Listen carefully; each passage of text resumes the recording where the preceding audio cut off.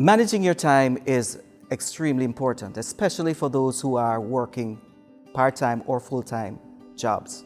If you don't, it means that you always have to be playing catch up with your assignments, and you do not want to have to be playing catch up with your assignments. This means you'll be able to submit the best possible work to your professor. Students should expect to log into my class every day. It's not going to be hours and hours every day that they're struggling with my class, but they should log in and keep up. By all means, please just keep up.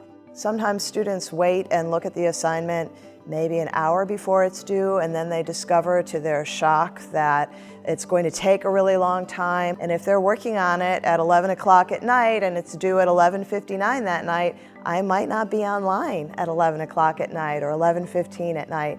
So if they can start the assignment early enough to ask questions, I can help them get through the assignment. Just because a student's taking an online class, they shouldn't expect to spend less time preparing and taking the class as they do face-to-face. Now, of course, it depends upon the level of the course, whether we're dealing with a 2,000, 3,000, or 4,000 level course. But I always tell my students that they should expect to spend at least the same amount of time my face-to-face students spend in the classroom on the online universe, learning and understanding the material.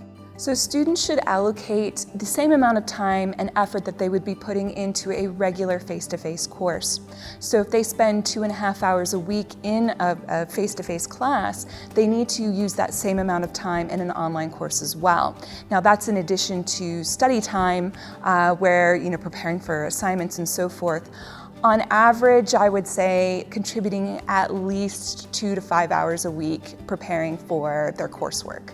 In my course that I teach online, which is a mixed mode course, you can expect maybe 2 hours a week, maybe 3 hours a week of online. That includes your reading and the assignments that I do. But if you're in an upper level class, I've also in my own experience, when I did my master's online, I spent as much as 16 hours a week in front of the computer researching and writing, so it really depends on the course. But take that lead from your instructor, look at your syllabus and the amount of work that you can gauge from the readings and the assignments that are there. But the important thing is to do that and then set aside that time.